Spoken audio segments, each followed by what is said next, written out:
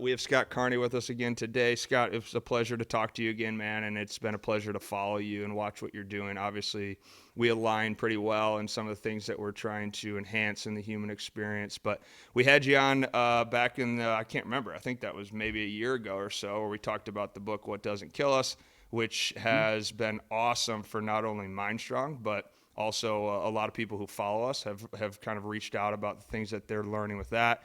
We can definitely Nice. tie into that as well. But then more specifically, you have a new book coming out in April called The Wedge.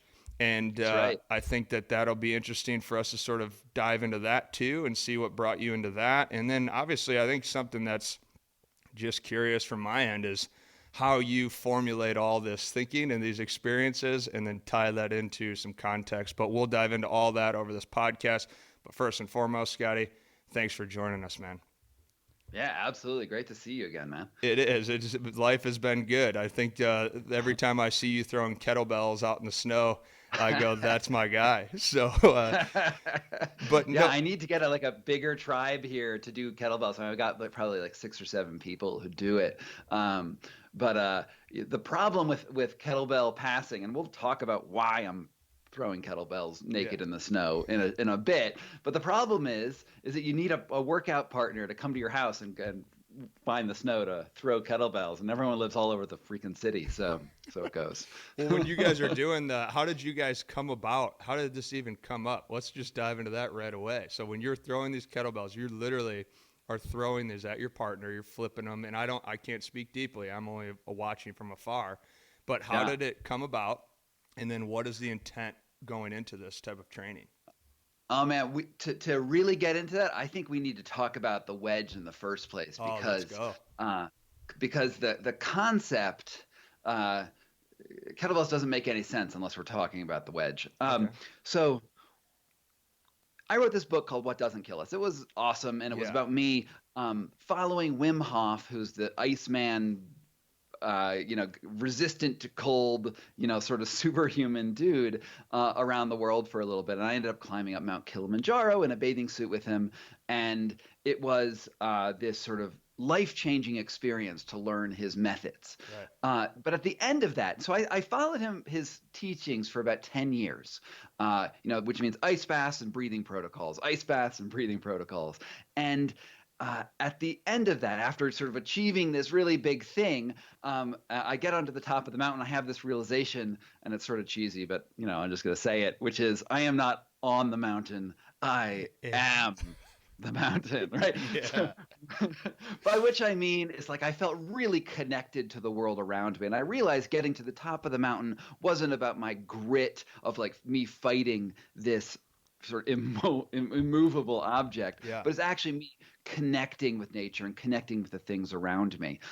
So I get up to the top of the mountain and I get back down and I write this big book. And then I think to myself, well, what else is there to this Wim Hof method than just this sort of like jumping into ice water and controlling yourself in ice water and the breathing? Like, how else can we expand outside of the Wim Hof method and find something that's sort of universal principle? And that Sure. is what I call the wedge, which is where we put ourselves in a stressful situation. And by stress, I mean it particularly environmental stress. I mean something outside your body coming in and affecting your nervous system, and then where your body has to change. And that sensation of needing to change, whether it is a fight or flight response, whether it is a remove myself from this situation response, whether it's like any number of things, anxiety, depression, whatever.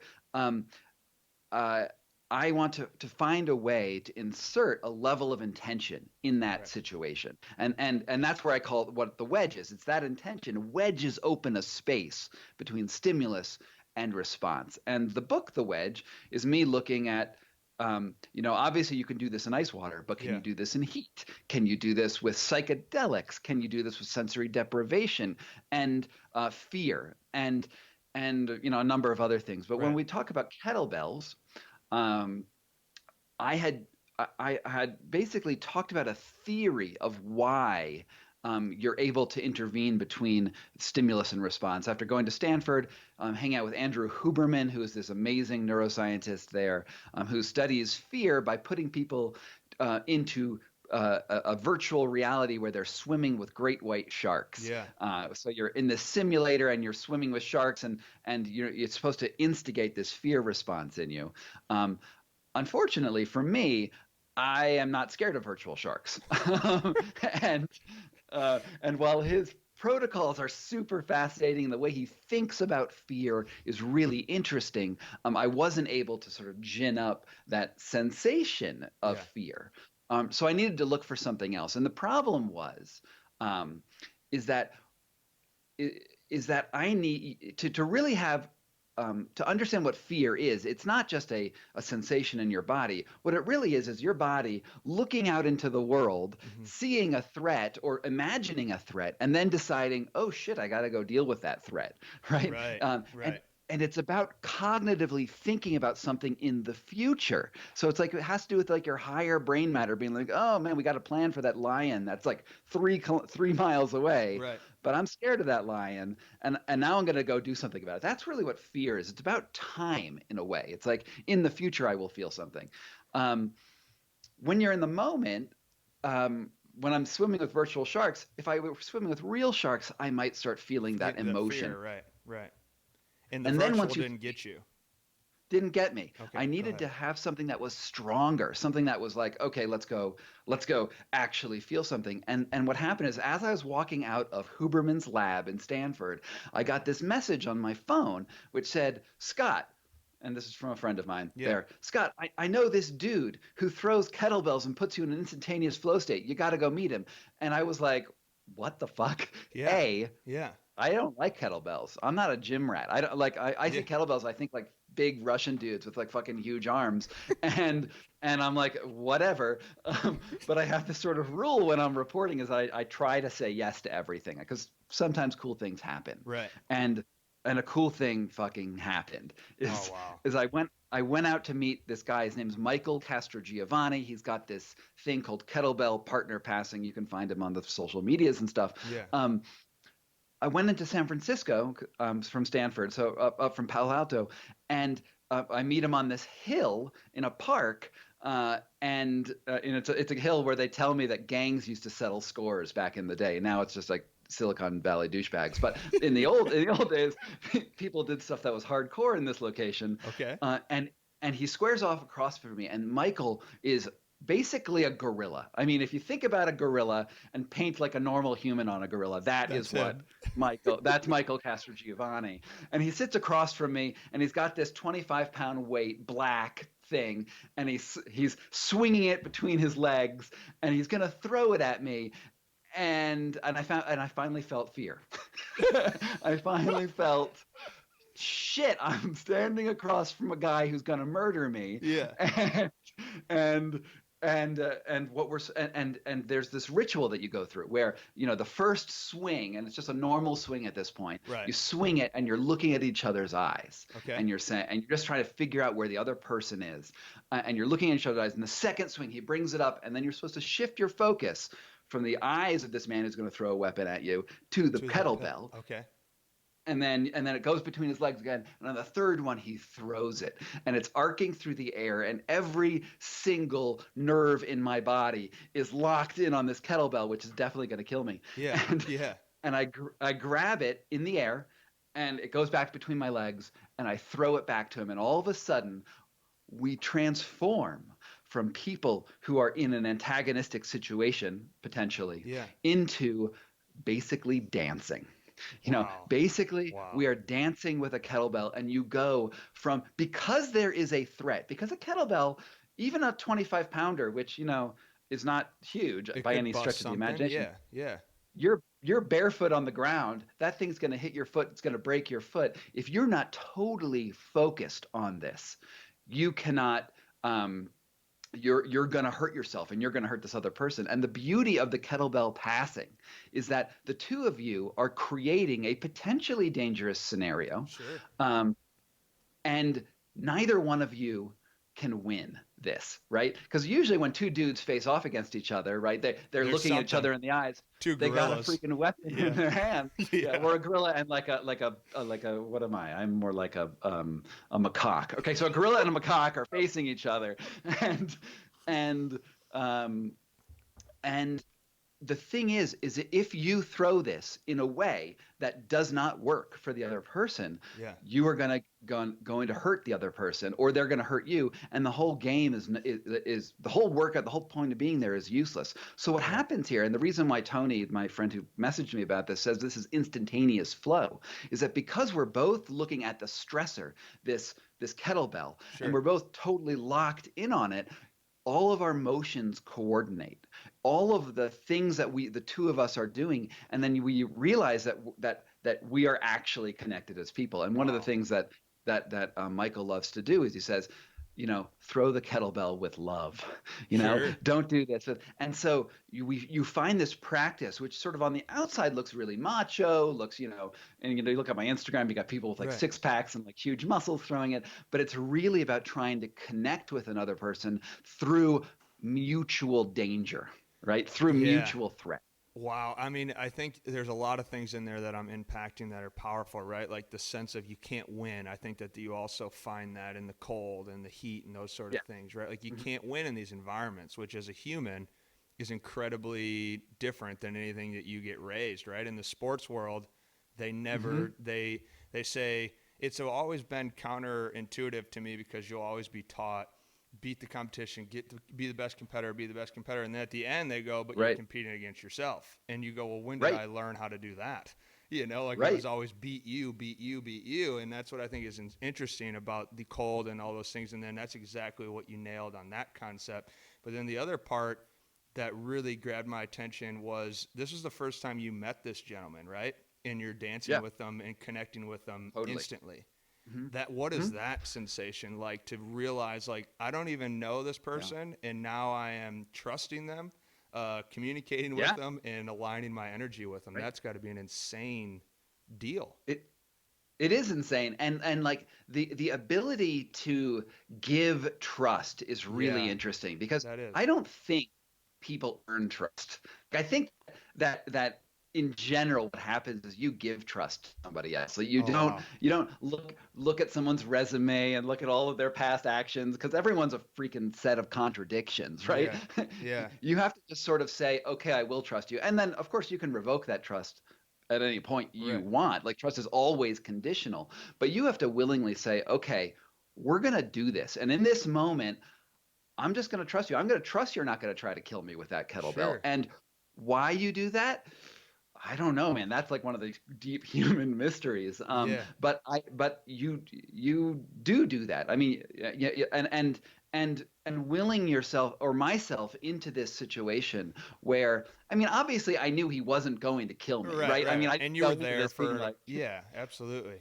Absolutely. um, Yeah, go ahead. but there is this sense of danger, and I think one of the big messages in the book in general is that our nervous systems, everything in your sympathetic and parasympathetic nerves, is tuned to death, right? Mhm. Like the reason why we evolved to have this mammalian body, and Yeah. honestly, every animal, every jellyfish, every freaking insect has this wired into it, is that we all perish, Mhm. and the evolution is basically uses lives as grist for its mill to pass on genes and do everything Wow. else. So that means everything you feel, it doesn't matter what it is, ultimately comes down to the fact that you're going to die. Mhm. You feel fear, not because you don't want to get eaten by, well, you don't want to get eaten by that shark, but it's not the Yeah. shark eating you that's the It's problem. the The death. problem is that you die. Yeah. Yeah, uh, 100%.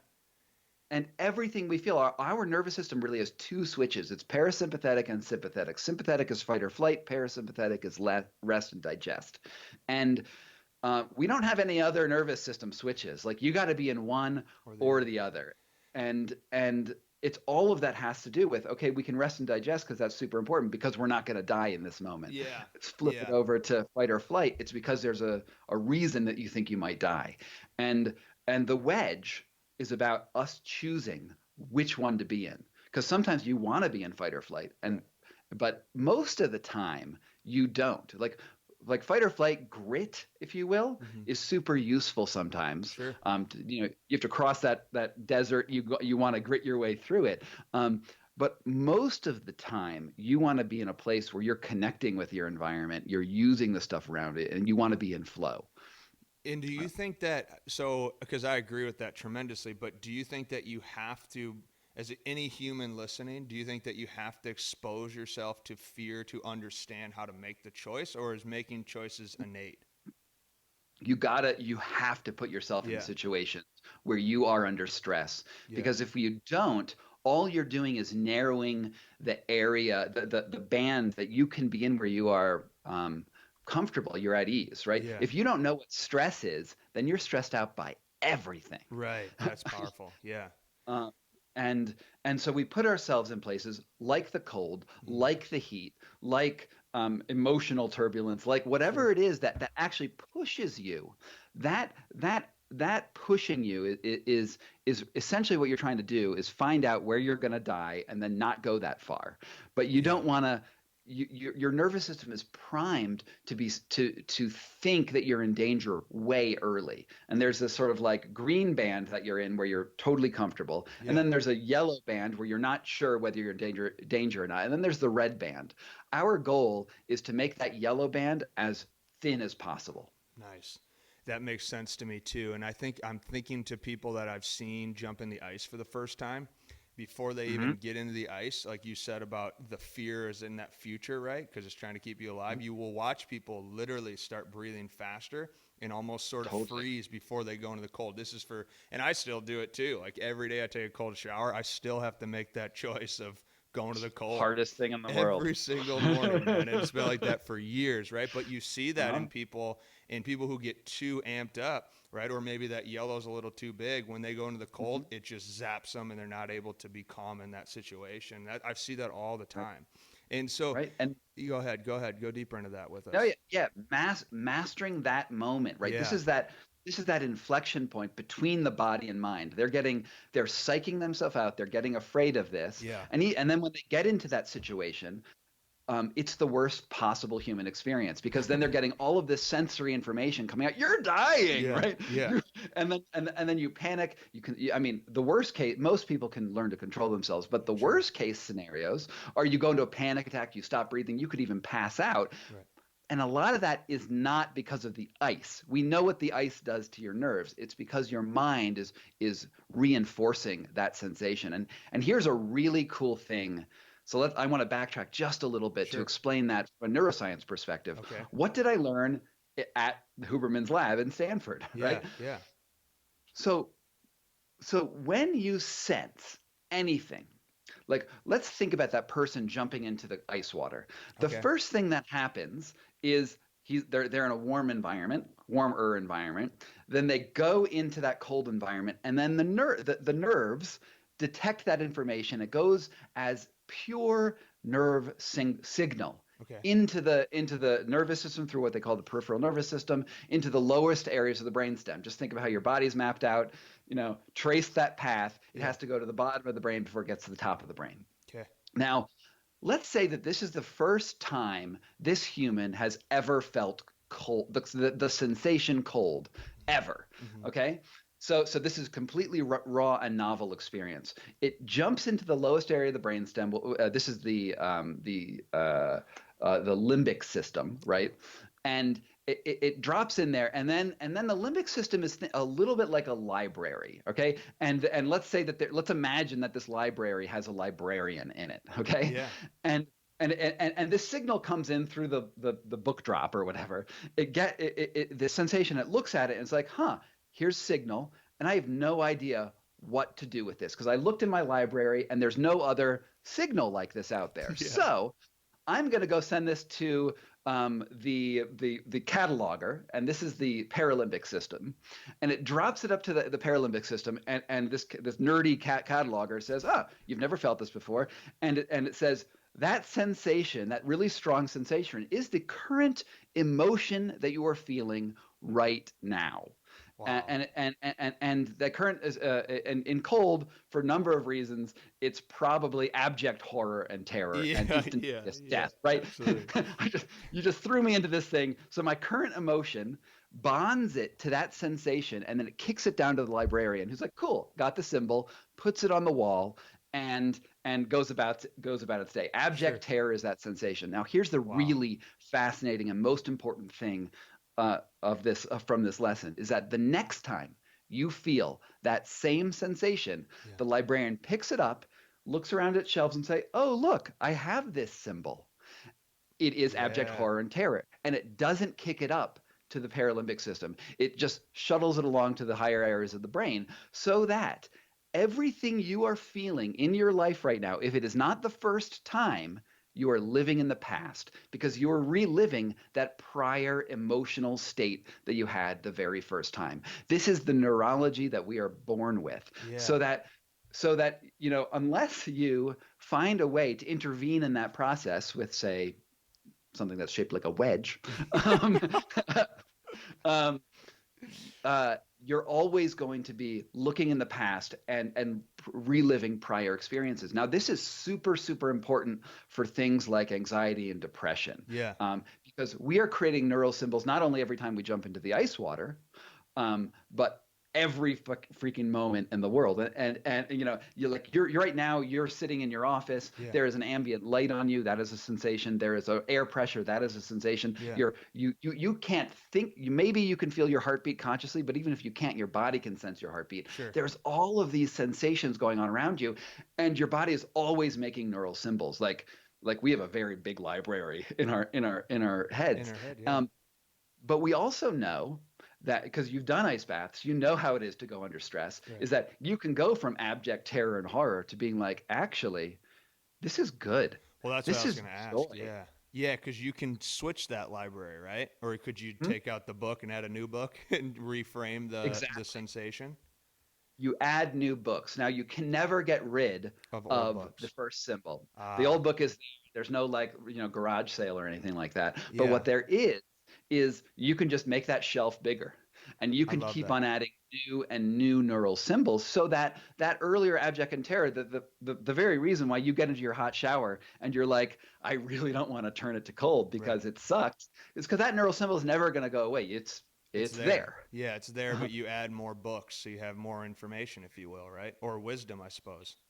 Right? Wisdom, it's like you have more emotional bandwidth, Mm, because everything you think I about like in that. your life Yeah. comes in through your peripheral nervous system. Yeah. Like, your brain is in a box inside your body, Yeah. and it can't detect the world without your nerves, Right. right? It has to come in through these neural channels, which means everything you're doing and you've ever thought in your world, every time you thought about dealing with, when you're what position you play in baseball? Were I you a was a pitcher. Okay, Yeah. so every time you face down a Batman, Right. you are dealing with old neural symbols, but it's bigger than that. It's like, this is the root of all human cognition. Like, anytime you think about buying a car, or having a conversation with your girlfriend, Yeah. or booking an air travel, it doesn't matter. You have to use neural symbols to do that, because everything that we have is based on emotion and sensation, and then just made more complex, like the bytes in a computer. So we just talked about emotion just in our inner circle the other night, and we were talking about, can you control emotion? Do you want to control emotion, or how do you observe emotion? Because, and I Right? don't, I that's pretty broad, but can you take that deeper for us? So, More so of like yeah. emotional responses. Like if you hear a song that emotionally makes you happy, like you don't want Yes. that to end, but it will end. Or maybe you Mhm. get something triggered about an ex-girlfriend and that makes you Mhm. sad. And Right. typically if you make a choice off these emotions, can you change and make the right choice, or are your choices based off of these Mhm. emotional triggers going on all day? Yeah. So, do humans have free will? Is basically Exactly. the Yeah. the ultimate question here. Yeah. Um, uh, yes, because you can, at a moment, but it's hard. Mhm. It's hard, right? Incredibly hard. You can intervene, but you need to create space for that intervention, because we're wired to immediately bring up that old symbol, right? Yeah. That prior emotional symbol is just primed, it's right on the shelf. Yeah. And you need to be able to say to yourself, no, I want to create a new symbol. And one of the ways you do this is you build up. You put yourself into a new emotional state. Okay. So you say, look, I'm going to be happy right now. And this is the magic, and it's hard to do. Like, what makes you happy? You Yeah. know, what are the things that pull off the other books off the shelf? Okay. Um, I'm with and you. then And then so let's say running makes you happy, but this really could be anything. I'm just gonna say running is what makes you happy. Right, right. So you pull running off the shelf, and then as you're running, as you're in a positive state, Yeah. then you bring up the thoughts of your girlfriend, right? Or then you do that, Ah, and here's how we're creating new symbols because we're bonding the current emotional state with that other state. And you're wow. trying to like get the librarian to go kick it up to the other part of your brain. And so this is one way to do Okay. it. I mean, that's like this is like the forcing us into this way. But there's um I mean, honestly, there's nothing that you can do in this life and not be playing with these librarians because it's the bottom of your brain. Right. It's where when you hear your oh man, I just had a conversation with an ex-girlfriend Yeah. like a few weeks ago, Yeah. right? And and just it was on email, and just seeing her email show up, I heard Right. her voice in my brain, Yeah. and it was like all of the emotions just popped out, right? Yeah. Yeah.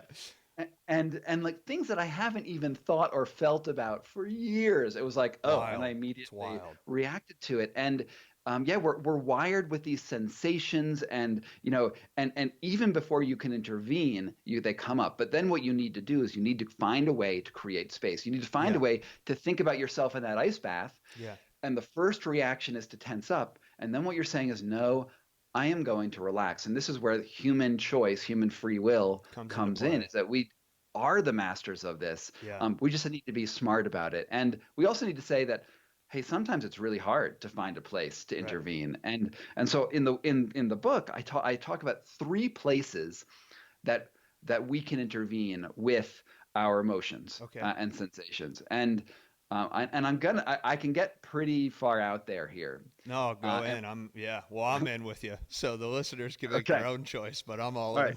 right. Sorry, listeners, you're coming along for my craziness.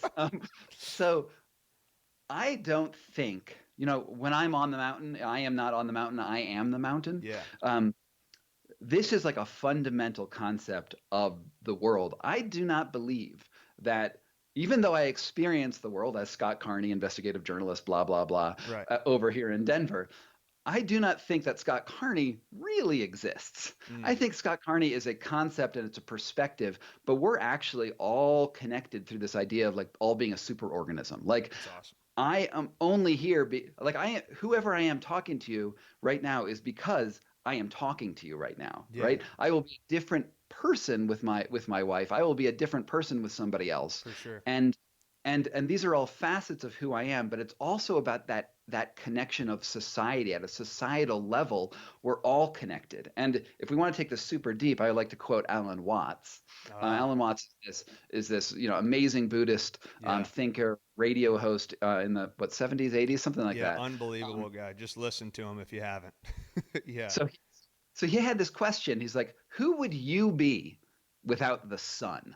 Okay, and he says you are the sun because the sun created freaking everything. There would be no Right. evolution. There would be no Earth. There would be no evolution. There would be no everything. No And so life. Yeah.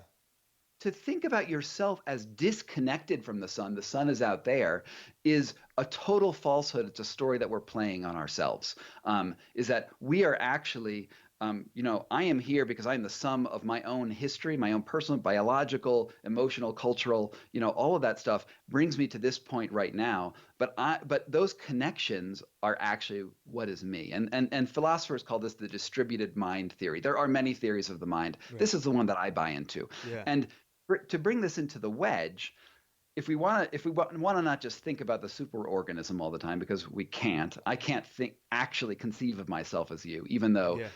I can't experience myself as you, even though I think intellectually there's really good reasons to think about that.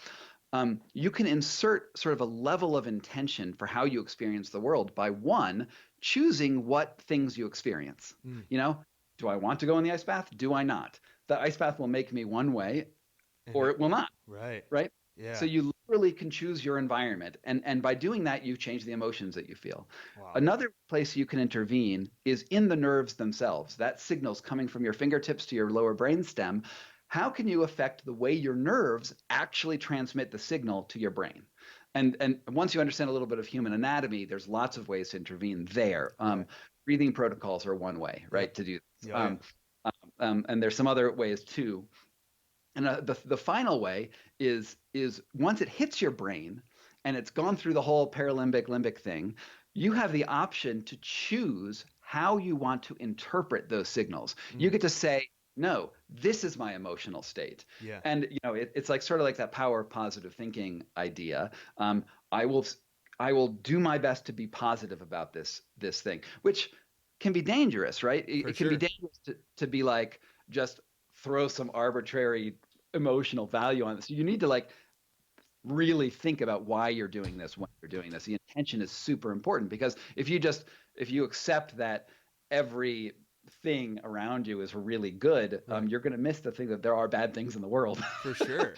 Well, and uh, that's the power of perception, right? And I've always thought of it as how could, I don't know, maybe you can take this wild thinking that I have right now and tie it into some and articulate it and simplify it. But really, like, what is true? Like, because your perception is just your perception. So, and your right. perception is yours, and vice, and we can go on and on and Yes. on.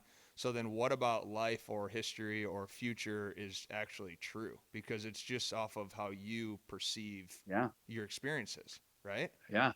I don't, Man, this is like you're going right to the heart of things yeah, because here's the thing. There is an objective reality. We can measure shit, right? yeah, Light yeah, yeah, yeah. moves this speed. And so objective reality absolutely exists.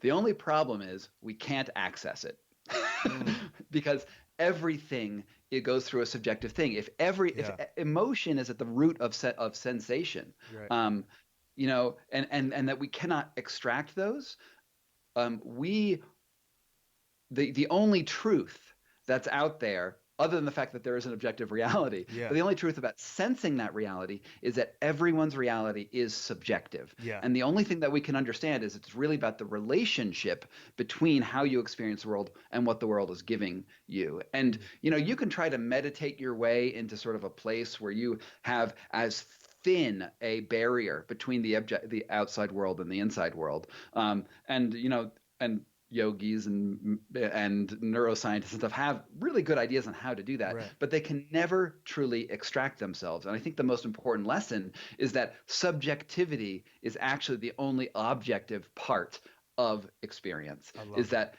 there's always going to be this thing, and we have to account for subjectivity. And this is where Western science really falls down. Uh, is that if we don't account for subjective experience, we um, we make the mistake of saying that reality is only objective, but reality doesn't make any sense if there's no one interpreting reality. For sure, for sure. And I love the subjectivity of it because that's essentially how I would break down performance as you would go. Self-awareness, which is subjective and is entirely up to you, right? It's entirely how Right. you perceive experience, yada, yada, yada. And then you'd have choice and then energy, right? Like you have your Mm-hmm. choice is now objective based off of Yes. reality that you see or feel. And then your energy is what you're talking about, environmental stressors, fear, emotional things, how you use your energy to Mm-hmm. fuel yourself to go out and experience life. That's kind of how Totally. I've thought about the loop system Mm-hmm. of Mm-hmm. how that works. I got to go back to, well, I'm very curious because you touched on this, but psychedelics. Now, does psychedelics, is Ah. that something that speeds up that process? Because you're sort of talking about like enlightenment to a large degree too, right? Does that, So, go ahead. yeah, yeah. Enlightenment is one of my trigger words because Okay. I really don't like it. Well, I don't I know. wrote a Yeah, I don't know if it's really, is it even possible?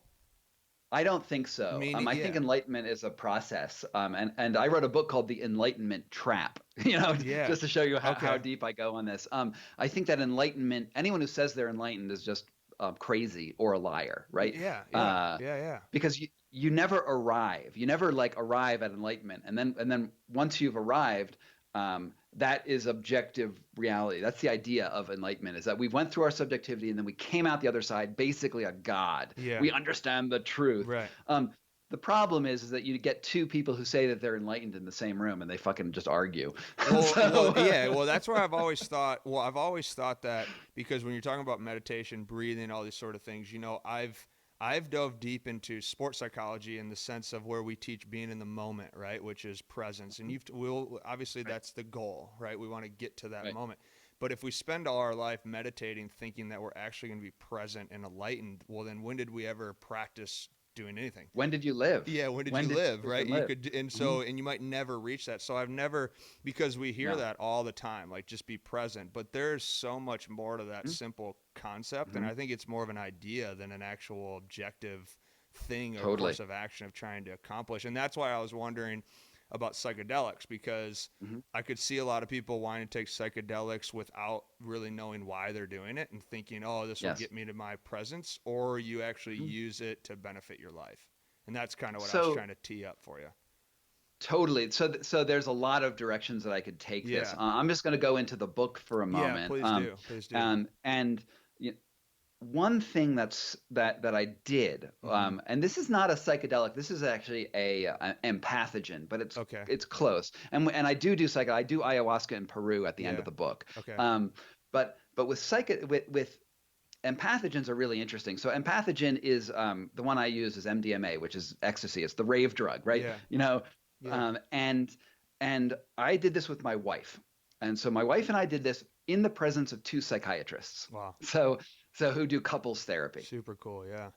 and what we wanted to do is use this idea of those three insertion points, right? You can choose your environment, you Oh, can choose your chemical signals, you can choose your mindset, and you insert a wedge in one of those three places, and okay. then work from those categories. Well, the MDMA hits the signals, so it hits the your ability to create emotion. So it creates an emotional environment, and what MDMA does very specifically is it makes it your empathy just go through the roof so that everything you experiences has the most positive spin to it. Wow. It's like, and it's hard not to have that experience. And now there's huge downsides with MDMA, and we could get into that. But let's Yeah. just talk Yeah. about the upside. Yeah. Is that in the context of couples therapy, my wife and I are in the room and we're talking about the hardest shit, Yeah. right? Like the deepest, darkest secrets of, and I'm not going to say what those are because they're very personal, but Right. let me give you an example of what one thing could be. I Sure. could look at her and I could be like, you know, I hate your mother, for instance, Yeah. Yeah. Yeah. which would be one of those trigger things, right? Yeah. Yeah. And she would look at me and be like, I understand. Tell me why would be Sure. her response on MDMA, because you have to take it at the most empathetic, most connected Wow. point, because you're chemically almost unable to react negatively. And so Wow. by doing that, then you can get into the reasons why this offense happened and go and talk about the reasons. And then when you're doing this with intention, and that's super important. You can't just like take the love drug and do Right. this. But Right. when you're doing, I did it in a clinical setting with two dudes, sorry, a woman and a dude Yeah. watching me. Yeah. You're Um, getting coached. you, Right. you come out with this very deep experience. And the two therapists were like, yeah, it was the most amazing thing because they'd actually never seen this happen before. They'd never seen people on MDMA. And I took them through it the first time Wow. because I wanted to see their like sort of fresh experience. And they're like, yeah, it was like watching 8 months of couples therapy happen in 3 hours. Wow. Uh, Wow. That's and crazy. it's because we change the chemical signals. But note that it's still the experience that matters, right? Hmm. I don't care about the chemical signal because that's not where my mind is. My mind is sort of locked somewhere in my head in a way, right? Yeah. And but it's also the mind is about that reaction between two different people, Hmm. and you just make it so smooth that you can have this really really powerful and good experience. Uh, and so when we talk about psychedelics, which um, it's a huge class of drugs. There's lots of different types of drugs. What I Yeah. did was ayahuasca. I've also done mushrooms in the past. Hmm. Um, I think I've done LSD once and was sort of like met on it. Yeah. Um, Yeah. but you have to be really, really intentional with what you're coming with what you're doing. Going And there's into also it. no Yeah. guarantee. Yeah. Yeah, and there's also no guarantee that it's going to be a positive experience, Well, right? that's Like, yeah, that's the terrifying part, right? Is that you don't mhm, know, you don't. Well, so and I want to keep you rolling on that concept, but how I'm thinking about what you're saying, and my question is, so essentially, let's say we generalize it and we go into this environment and we have a book in our library that's bad, right? But then we right. go in intentionally to shift the experience or dive deeper into it, and then you get it through this Hmm. chemical reaction, and you're basically in that 3 hour span, you're adding new books, right? That are better. Am I Yep. on the right line there? And then, Totally. so then, okay, you come out of that, and now you're off of it, and you're just normalized back into life. And a month later, something triggers, and you And have it's that. different. Yeah, and it's different. How is that sort of correlated to an Okay. individual? So you described it really beautifully. So I'm not going to try to just say what you said. I'm going to Okay. actually move you forward a little bit, Yeah, please do. because you're right. You're actually rewiring things, and you're reshuffling the books in the library because Yeah. psychedelics are really powerful, Yeah. in positive and negative ways. Right. But let me talk to you about what I did with ayahuasca, which Okay. is that's like the biggest, baddest drug on the market right now, Yeah. the biggest, plant That's medicine. the big dog. Yeah. Yeah. And so I had been training in various wedge techniques for about a year. Okay. In addition to the 10 years I've been doing Wim Hof method. So really quite experienced in doing like heat and sensory deprivation, kettle fear. Like I'm not like Mr. Miyagi or anything, but like I'm pretty experienced in this Yeah, stuff. for sure. And and so I wanted a really big experience. And I've been talking about this like connection to the universe and like, superorganism and stuff. I wanted to do ayahuasca and I wanted to be in that place Yeah, because get me there. as I conceptually, I understand that I am you and you are me, but I don't feel that on a daily basis, right? Like Sure. it's not. I wanted to get to that place, and so I fly down to Peru, and there's a really weird story with how I get there, how I find the particular shaman that I'm interested in. But let's put that aside for now. Okay. I get there. I get off the airplane, and the ceremony is going to be like 4 hours after I get into the middle of the Amazon jungle, right? Wow. I get there at like 3 in the afternoon, and the ceremony is going to start at like 10 p.m. Wow. and it's going to go all night long. And I'm a little freaked out. Yeah.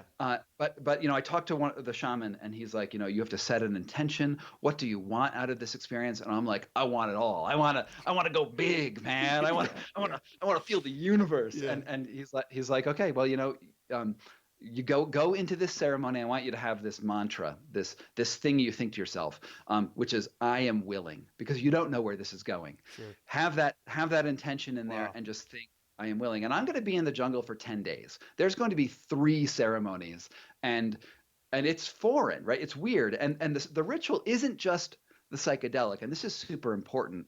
It's also the shaman chanting, the unusual circumstances. It's like it's sound, it's smell, it's everything all at once. Because what we're really working on is not your neurons. We're working on your experience of the moment. And the Wow. shaman would say that you're it's not about even the neurons. You're taking this plant medicine and you are actually talking to a plant, and you're like the plant has consciousness and you're talking to it. Now I know that's hippie and weird and all that, but No, yeah. just go with me. Yeah, Go with me all for a in. bit. Yeah. um, and and so I'm sitting in this pitch black place. I have a photographer next to me. He's also doing ayahuasca, so he's not taking pictures. And and there's like 10 people in the room, and he said everyone drinks it, and with ayahuasca, one of the really fucking shitty things is that you puke. Like Yeah. no one, I think I or you saw. shit. Yeah.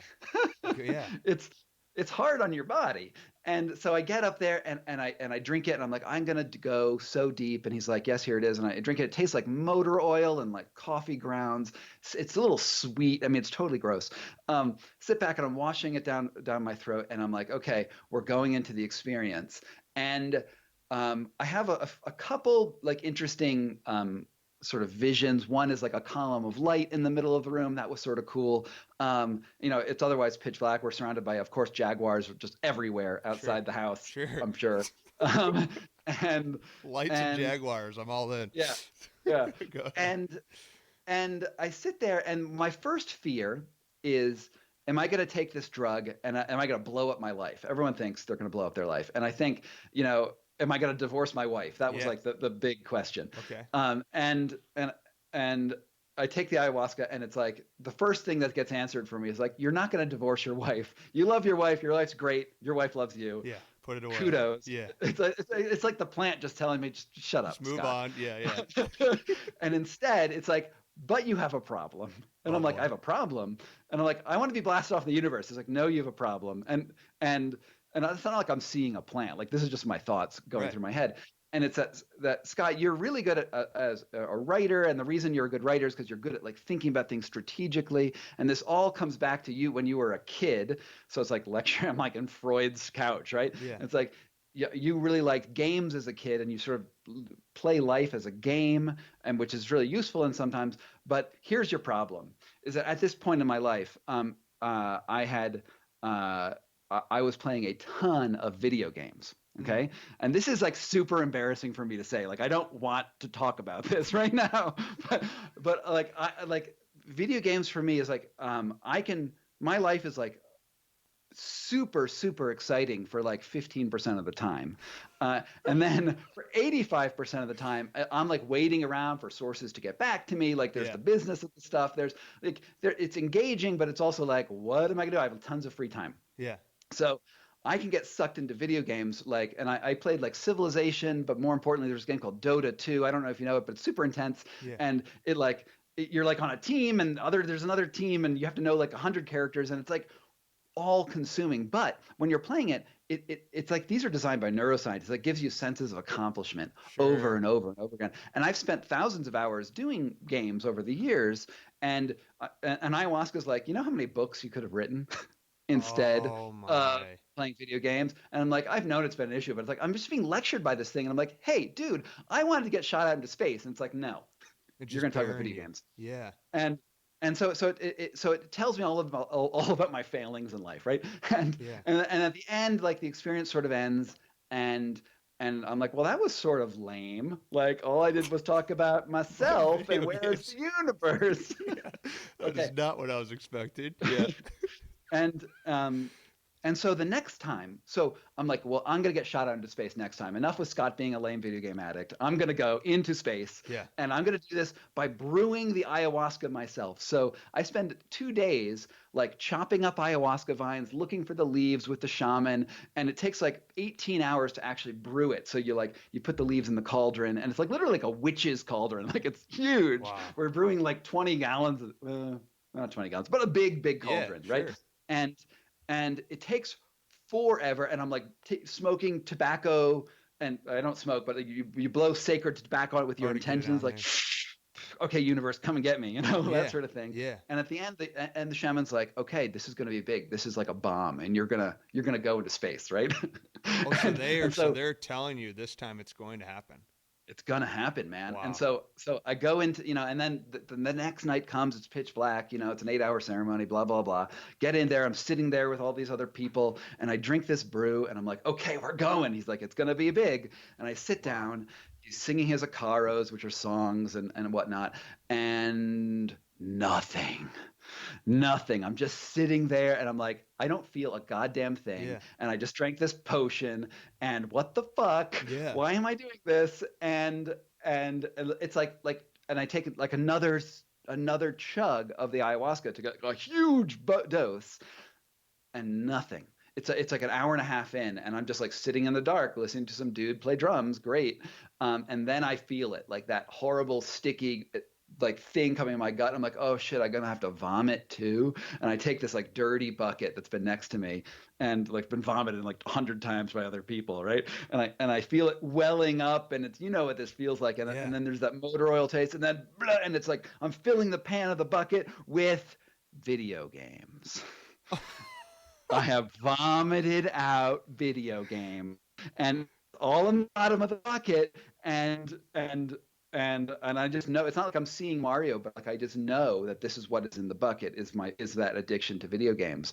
And I'll tell you what, that was 2 years ago, and I didn't play video games for 2 years, just no interest. And then like Come literally like a on. month ago, yeah, yeah, and then like a month ago, I say, okay, I'm gonna try playing them, and I'm like, they're cool, whatever. No way. Yeah, I literally was just like, boom, it rewired some sort of symbol because it was like, video games take a space in your life Yeah. and it does these things and this is why. And I was like, we're just going to take care of that. Just nuke it. And I vomited out and it's just gone. It was absolutely insane. And this is how these symbols, like, this is how psychedelics rewire symbols, right? It's That is not a absurd. straightforward thing. It's like it has bonded it to that vomit, disgust, whatever, and Yeah. it has thrown it out. And then, the third ceremony, I get blasted in the face, and it's great. Yeah. But um, Yeah. Yeah. Yeah. like like totally life-changing in an utterly practical way. That is insane. I was not expecting that. Dynamite drop in, Scott, as a phenomenal storyteller you are. But did they did they know that that was going to happen to you? They had to have, right? Nope, So no they clue. is there any coaching that's going on, or like did could you have been blasted into outer space night one? Like Nope. I guess you never know these answers, right? Yeah, so here's the thing with these psychedelics is, the very first time I ever did a psychedelic was I was like 19 Yeah, years old. I was in college. yeah, I did it with my girlfriend, and we didn't have a good relationship. yeah. And I did a mushroom with her. Didn't know anything about mushrooms, and I was It and the sucked. psychedelic comes on, and I'm sure I'm gonna die. And I tell a Yeah, friend of mine I'm gonna die, and my friend's like, "You're gonna die." He calls an ambulance. I get trucked to yeah, the hospital, and they pump my stomach and stuff, and the cops interrogate me. That's my first experience with yeah, psychedelics. It was bad. yeah, and, and I didn't want to do it again. But many years later, I did try mushrooms again. And then I met something.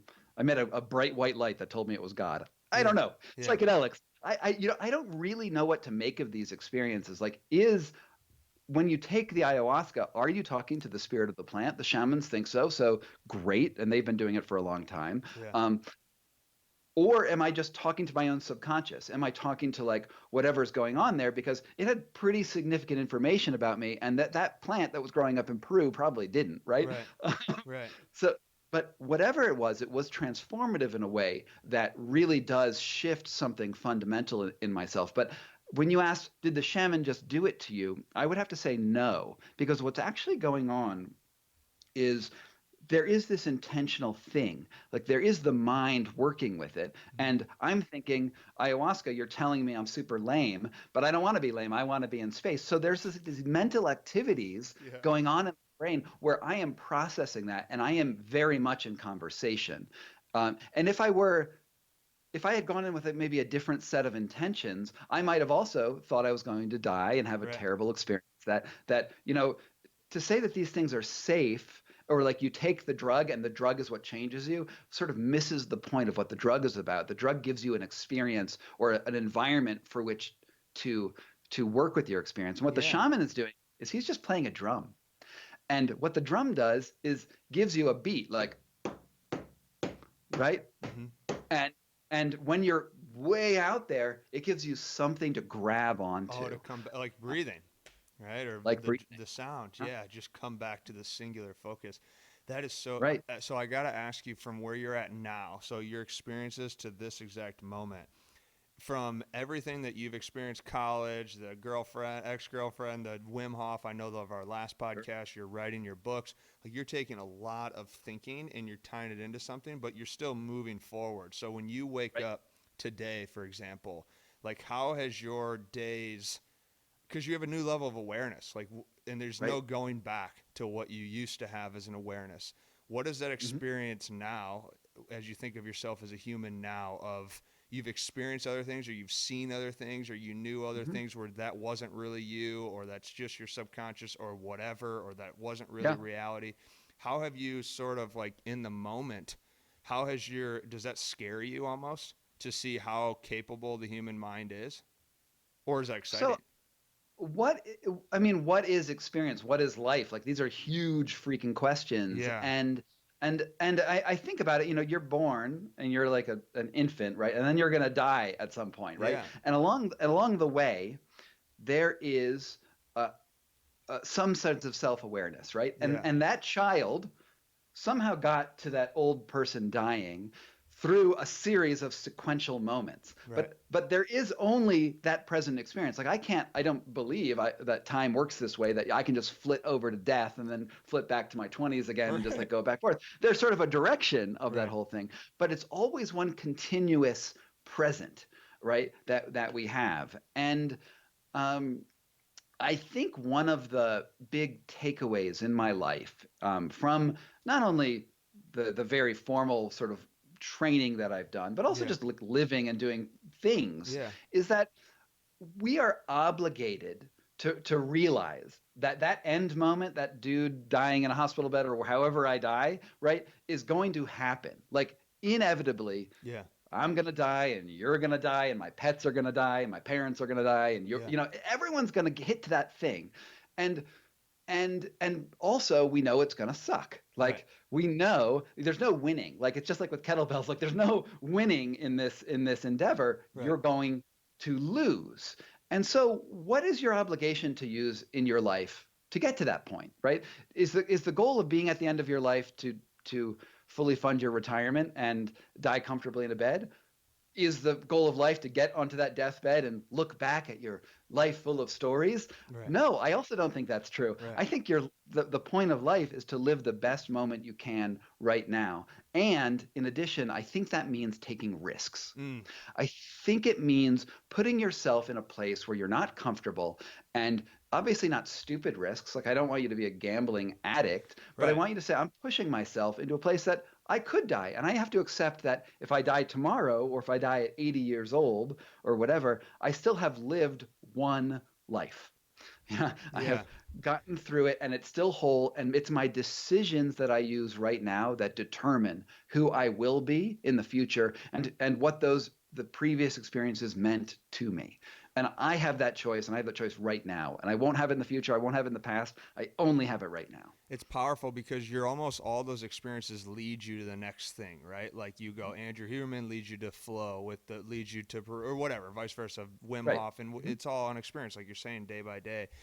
So when you do these things, and what's really fascinating to me is you're still human, so you still have fear, right? Like there's still things that Sure. scare you, and Totally. and you still make the choice and put yourself in the situation.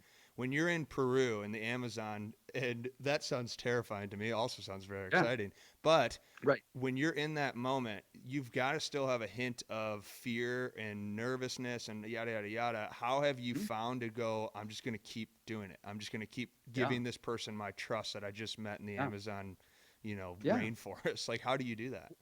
Well, the fear is important, right? Like, because if Yeah. you didn't have the fear, then what limits are you pushing past? Like the fear is yourself, Yeah. right? The fear is me facing myself because I still don't know what's going to happen when I take the potion. That's going to be in the future, Right. right? All I have is right now is like, am I in the cold shower? Am I gonna turn around and turn that knob or not? Like Yeah. that the knob is in the future. Right. I don't know what's gonna happen when I turn that knob. It could be lava for all I know. But it's it's always about defining yourself in relationship to whatever that, because is the fear you or is the fear a different part of is the fear your nervous system, is the fear something else? Like Right. where am I? And I think that these decisions when we're pushing against a stress, it's always the question is what am I, what am Yeah. I right now, what am I going to do? And sometimes hell it makes a lot of sense to not do something. Yeah, it does. I Right.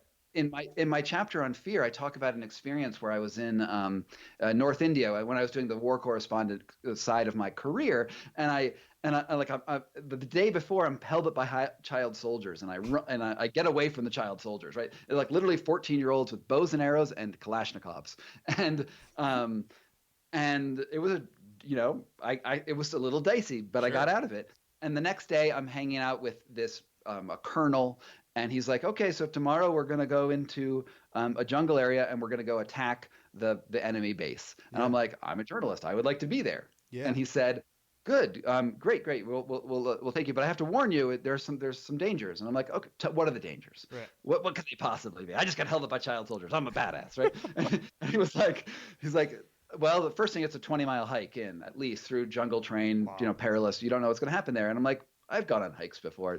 How bad can this be? Right. And then he's like, all right, cool. The other thing is we're going to be shooting. Like there's going to be guns going off, and I cannot guarantee you will not get shot. Like we'll do our best to help you if you get shot, but Then you get shot. you might get shot. And I was like, all right, so there's gonna be bullets. I mean, some dude firing a gun, but my team's gonna win, I Yeah. guess. Like, Yeah. Yeah. but I can hide behind a tree, right? Is what I thought in myself. I'll hide behind a tree, and I said, cool, I'm in. Guns are fine. And then he's like, okay, and along this path, there's very likely landmines, and Oh, sure. I was like, landmines. Oh, fuck it, I'm out. I stop at landmines. I'll read about this in the papers later. And for some reason, my thing was, I get to decide what I'm scared of, what is a legitimate threat, and what can I not think my way out. And for me, the landmines were like it's sort of random, like Yeah. whereas a gun is like there's some sort of decision Yeah. making. I felt Yeah. like I didn't have my sense, and another person would have gone, right? I mean, and what I want to point out is that there's this subjective thing where we get to decide what threats we're willing to take for the reward and what threats we're not willing to take for the reward. Right. And I think I have a maybe a larger tolerance for danger than other people, but to say that there's no limits would be ridiculously foolish. There are absolute limits, and we just need to decide what life we want out of this. I would have had a pretty Right. badass story if I'd gone on that trip. Sure, but you So, also might not have been able to tell the story. Yeah. yeah. Well, so and that's I guess I was going to say it too. Can you increase that threshold? Like is that something that we should be pursuing? I would say we should be. We should be pursuing what our bandwidth is to, fear, all those sort of things are not our bandwidth, maybe our threshold to it is like what are we capable of? If that Yeah. scares you, I should at least Hmm. dissect what makes me nervous or scared and figure out why and then try to Yep. tiptoe into experiences to adapt. Right. Right. It's about choice, is what you're saying. Is Yeah. that we want to? Well, I want to be able to express myself in that. Yeah. And I want to be able to choose what dangers I want or not. And I don't want to be overcome Right. by the idea of the thing. Like I don't want to say he says landmines and I wet myself, right? Yeah. I want to be able to say landmines, that's too much. Guns are okay, landmines are not. And Yeah. this is where I have this moment right now. Maybe the next day I'd be like, landmines are great, whatever. I'll Right. do landmines. I don't know. But like today, this is not, what do we say to death? Not today. Right. And to quote Game of Thrones. And uh and and and all of those decisions, I think the important thing here to know is that it makes you who you are. It's awesome. And we don't want decisions that tell us who we are. We want to become the people who say, this is who I am right Yeah. now. And Yeah. and that is really what this wedge concept ultimately boils down to, is in this huge world where I have my perspective and you have your perspective, but we're all sort of connected. Our perspective still is important, and we are its pilot. Yeah. And we get to decide where that goes. And if you want to live a life where you are in a room of padded walls and ultimate safety and perpetual comfort, by all means do it. Go Like for it. Right. that, as long as that is your choice to do that, then great. But if we're letting these things passively happen to us and we live in that padded room just because we were scared to go outside and expand our boundaries to become, then that is where the error lies. Yeah. Well, I think that this can kind of tee it up into the end of like with the wedge and what you would think of this is because what you're saying is probably one of my greater fears in life is I've always been nervous to be like a robot as I get older. Like what are things that I've just made continuous choices of over and over again that I've now Right. become immune to them, right? And so you can Right. basically it's like when you're young, right? You have the whole world of opportunity, and then as you get older, people just kind of create your Yep. reality. So you stop making Yes. choices, and then you Hmm. look at people who are older than me or older than people I've experienced with or talked with, and they just sort of seems like they give up, and they just Yes. find the padded room and they just Hmm. live day by day by day Yep. until they die. And that's Yep. one of my greatest fears. And I think a lot of my friends, and we talk about this all the time. And so we have to keep adapting and we have to invite intelligent stressors into our life, like we were Right. talking about. And your Right. first in the book, What Doesn't Kill Us, I thought did an amazing job of just kind of breaking that frame of being a human. And Hmm. you just posted the other day about like the Russian kettlebells, and I think Oh yeah. and then I've seen you post about like the babies out in the snow, and it's so Hmm. amazing to like break these ways of thinking and these mental framings and these perception or these lenses that we create. And that's a big fear of mine, and I want to not do that. Yeah. And now that this doesn't have to be about me, but in your book of The Wedge, Yeah. uh, you do a lot of that and you push the paradigm a ton and you do a great job of showcasing that and sharing that with people. When you created the wedge, what was the intent going into it, and what would you want people to sort of dive into their own experiences and add into their new library if you were to think of that? Yeah. Yeah, I want people to. I mean, we're always practicing the wedge already. Whether or not I wrote the book, we're all humans. We all have biology, and we all are trying to make choices in our life. Yeah. And what I want people to be able to do is think about that moment where they automatically react to the environment and realize that even in the things that seem implacable, like you look at an ice bath, and most everyone's reaction is like, "I ain't ever doing that," Right. right? And and then realize you can do that. You can jump in the ice bath, and actually, it makes you feel awesome. Yeah. And And that is that moment where you said, I'm going to be a bigger person. I'm just Right. going to do this. Same thing with kettlebells. It can hurt me. I know that threat will never go away. Right. It's more likely to hurt you than an ice bath, actually. Is that threat of that kettlebell is, you know, uh, it could well drop on your foot. If millions of people read my book and say we're going to throw kettlebells, feet will be broken. and um, and uh, but you have to say, look, that there is that danger, but there's also this other reward of trying to Yeah. connect with somebody, of It's trying to awesome. be something bigger. And it's not like the danger is outsized. I mean, people go skiing all the time and Right. people die skiing all the time. Like the danger is not crazy, but it is something that I'm going to do this. I'm going to do this potentially dangerous thing with another person, and we're going to make it about connecting with one another. We're going to make it about trying to be more of a person, and with the knowledge that eventually we're all going to die. Like Yeah. it's happening. You are going to die. Yep. And I think and I saw this on Instagram, and I hate to say it's from Instagram, but it was a really good quote. And the quote was, "The goal of life is to die young as late as possible." Oh And yeah, yeah. that's it. I was like, oh great, so you just got my whole book into a Instagram quote. Fuck you. But but it's true, right? It's like Yeah. we need to find the things that keep us young mentally and in our minds, and that when we go quick. Yeah. Like don't linger. Don't And I have a family member who's currently in the hospital, and it's very sad, and he's very scared of death, Yeah. and it's going to be a long, it could be a very long, painful Process. time for Yeah. him. But I think that we focus too much in this world on length of life. Mm. How many Silicon Valley douchebags are out there being like, I'm going to be an immortal. I'm going to live to 180 or Yeah. whatever. It's like, that's not the point of life. Yeah. The point of life is to do things that make you more expansive, bigger, and to continue forward as healthy as possible, as long as possible. But once you're no longer physically able to make decisions, pass it on to the next generation. That's awesome. Like, like just say, look, my experiences aren't getting better. I'm not coming. It's not like I return to like a new state of normal that's acceptable. It's like Yeah. I'm going back to an unacceptable set of normal that's just slightly better than where I am right now. I don't know how I'm going to be when I die. Yeah. I mean, I could be totally afraid of death. I could get there and be like, this sucks, and I'm going to stay on a ventilator for the next 30 years. That might be me in the future. Yeah. Uh, but I still, but that would be my fear of death. Sure. Talking then. And I think that no matter what I do, how I get to that continuous moment in the future, I need to live in the present and say, this is worth it. These are dangers that I'm willing to accept, and we need to just go do it. And that is the wedge at the, instead of nervous system scale, Yeah. that's the wedge at the interpersonal and societal scale.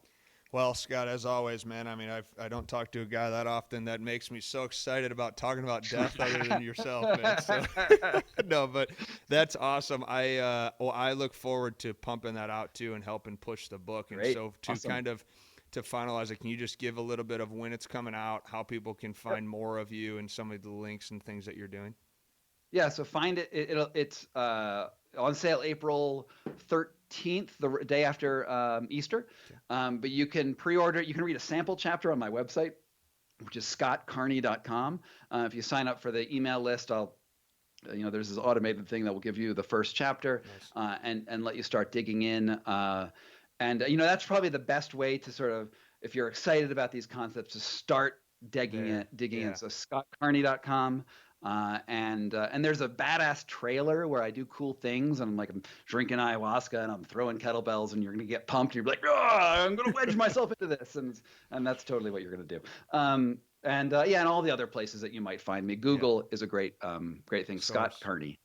Yeah. Awesome. Well, Scott, man, I look forward to pumping it out to obviously the people who listen and going through our circuits as well. But you are the man. I will always enjoy Awesome. having these conversations. Well, let's do it again. Well, the book will be out in a few months, Let's do and one after you'll that. you'll have, Yeah. you'll have read it, and Yeah. you'll be like, dude, I'm throwing kettlebells with all these like baseball players and military dudes, and like they're all telling me they love me, and I'll be like, yeah. Yeah. I'll make sure we'll go experiment. Hopefully, but the toes stay safe. We'll go experiment and send you some love on our first trials and Nice, tribulations here, I suppose. nice, So awesome. All right. Well, thank you so much. Good talking to you again. absolutely, man. I'll talk to you soon. All right, Scott. All right. See you later. Take care, brother.